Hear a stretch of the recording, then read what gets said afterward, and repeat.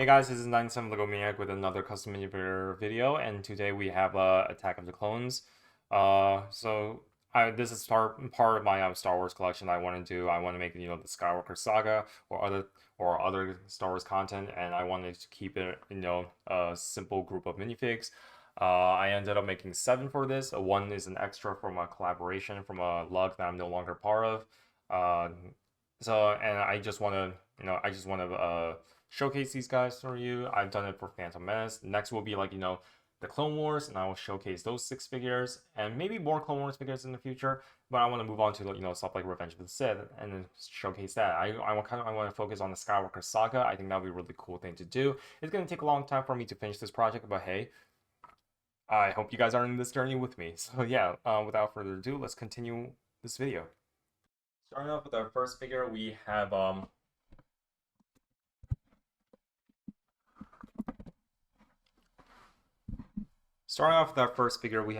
Jedi Knight Obi-Wan Kenobi. He was a really simple figure to make. It's just your standard, Jedi robes that I've always been doing with previous Jedi before, just like with the fabric around the side to make sure you get that little nice little shoulder cuff here. Just paint the inside of the tunic and Cape Manus waist cape with a little bit of extra fabric down here, and just wrap fabric around the waist, and there you go. And I also sculpted pouches and dry sculpted a little emergency capsules and stuff like that. His hair is actually the new Luke Skywalker hairpiece. I think this hair is so useful for a lot of figures. I can definitely, they used it for like Loki, for instance, which works fine for if you want to reuse a hairpiece to make it work for a character. And I just think this hair is super useful. I can definitely see myself using on this a lot for other characters maybe. And yeah, so I think I saw some people using this for their Revenge of the Sith Anakin Skywalker, which part of me I do kind of see the resemblance, mostly like the back because of the mullet and all of that. So yeah, his head was just a standard Obi-Wan head, and for his lightsaber, I made his official lightsaber that he had. I decided to go with the one he grabbed on Geonosis because I don't want to remake that lightsaber again, and I want to make it a little bit different. So I just went with like this lightsaber, which I made with a bunch of other cut up Lego parts, and some Brick Forge piece. I believe this pommel here is from Brick Forge, or probably Brick Warriors. So yeah, that's pretty much it for Obi-Wan. He's a pretty simple figure, and I really like how he turns out. Next figure we have it's Anakin Skywalker as a Padawan, and this is probably going to be almost the exact same thing I'm going to make for Revenge of the Sith, because his appearance in Revenge of the Sith is almost similar to Attack of the Clones. The last time I checked, there's probably a little bit difference here, but overall it kind of looks the same to me. So yeah, and I also, just like Obi-Wan, I went with the lightsaber he grabbed from Geonosis, and I try my best to make sure it looks accurate as possible. I do like him with a green lightsaber, if I'm being honest. In the Geonosis version, I think this would have been a cool color lightsaber that he got for the entirety of the second movie. But it makes sense. But we all know that he's supposed to get a blue lightsaber anyway. I don't know. The green kind of works well with his Padawan look, and yeah. And to go over his hair, it's pretty much the same thing that I did for my Obi-Wan figure, the Padawan figure from Phantom Menace. It's just a wrestler mullet hairpiece, and I just cut off the mullet at the bottom, resculpted the bottom here, and I sculpted like a little bun at the back, and I also sculpted the little braid he has. So that's how I made the Padawan braid. Instead of fabric, I went with E-tape because he has like a leather robe at the top. And so yeah, that's pretty much it for Anakin. And another accessory I added, if you remove his hand, because we all know he got it cut off, I made like a little quick prosthetic hand here. And what I did, I just got a gold hand. I just carved out certain parts, and I resculpted some things to make sure it look like it's more mechanical, and it's like very skinny and small, because his prosthetic hand isn't really the most efficient looking one, like the one he got in Revenge of the Sith. So I try and make it look like as if it's like a prototype. So yeah, that's why it kind of looks a little bit small and and almost weird looking, because I kind of want to portray that. So yeah, that's pretty much it for Anakin Skywalker. Next minifigure we have is Batuu Amidala. Instead of making her outfit like this with the back section cut off I decided to go with like her version of this outfit before she was in the gladiator arena, which even though that I know that version is a lot more popular, it's just already my figures, my Star Wars figures are looking way too similar to Aaron's. It's like, how am I gonna make mine different? So I decided to make this because I figured not a lot of people would make it. And so yeah, to go over the hair is pretty much the Padme hairpiece. And instead of going with the Padme head, even though I do see it resembling Natalie Portman, I went with like a Hermione Granger head because I just think it works for a standard like generic look for Padme in my opinion. So and what I did, I also sculpted like this little scarf thing she has and connected to this cape.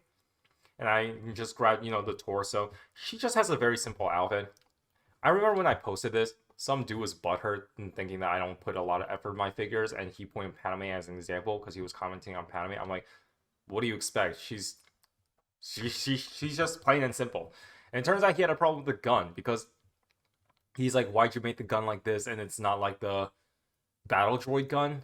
I'm like, bro, how did you get that gun confused and her Naboo pistol? Like, the dude was stupid, and he was acting like an asshole for no reason. So yeah, this was not supposed to be the Geonosis version. This was supposed to be the Naboo version. But I guess some people just don't pay attention. I guess. So how many times I say it. So yeah, that's pretty much it for Padme. Oh yeah, I gave her a gun holster back here, which is just drive sculpted. How I made her Naboo pistol though, it's just pretty much flex tubes and Lego tennis pieces and the Harry Potter wand end, and I just like kit bashed it together. Plus, also during that time, I wasn't really working. I was still in school, so I want to save up as much money as possible. So I don't want to just buy, parts that I'm for on a fucking Padme figure. Like this is like, who cares? Anyway, moving on to the next. Probably the cool looking figure in the showcase, and that's Count Dooku. I didn't really care much about Count Dooku when I was a kid, but after watching Clone Wars, I grown to appreciate the dude a lot. So yeah, so to go over like first of all, I realized that this thing is just kind of a little bit. There we go. So yeah, so to go over the head, it's just a Count Dooku head, Lego's official, and with the hair as well, because I think it works very well for him. I don't want to paint my own, to be honest. I don't want to attempt that. For his cape, removing his lightsaber out of the way, we will get to this, by the way. This is the coolest lightsaber I made. The cape is pretty much like Cape Manus is like an over overhang. What is it called? The over cape, I think they call it. It's pretty much that, but I trimmed it so that way I trimmed out the edges because I think it covers it a little bit too much, and because I need to give some room for the hands for his lightsaber. And the reason why I went with this cape because his cape does kind of droop over like this, unlike your standard one. So I thought this would work well for Count Dooku.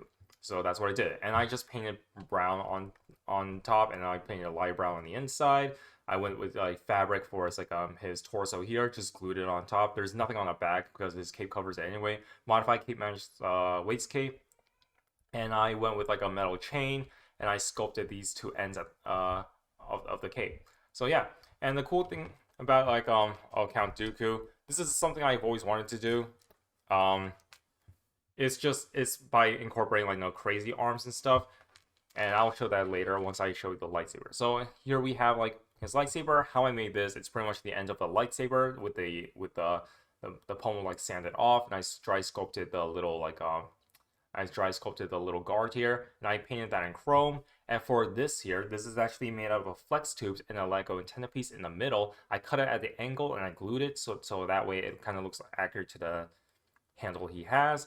And I just glued another piece of the end of the Lego lightsaber, and I sculpted like the buttons and such. So removing all this here and removing the cape, and and here's the back, and you can see, yeah, I didn't really do anything to the back, and the reason for that is because you're not going to see the back anyway. It doesn't really matter.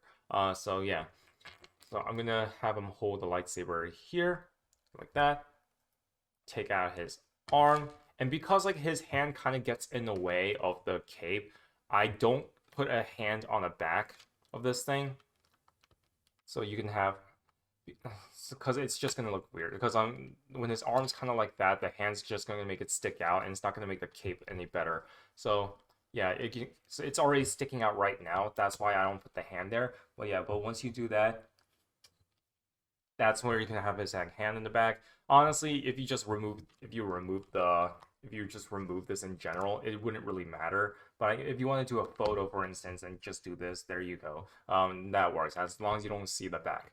And then I also gave him another crazy arms because he does this thing. Let me show you.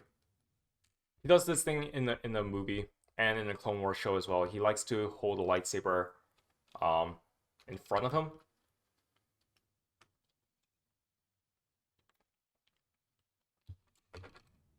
He likes to do something like this, for instance.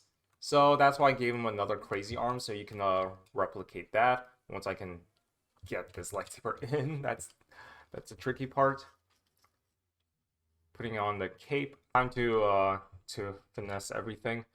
But here you have like Count Dooku in this like I guess in a battle ready position or something like that. So here you have that. And also the last thing I got, now removing all this crap again, removing all this, removing this here because we don't really need it.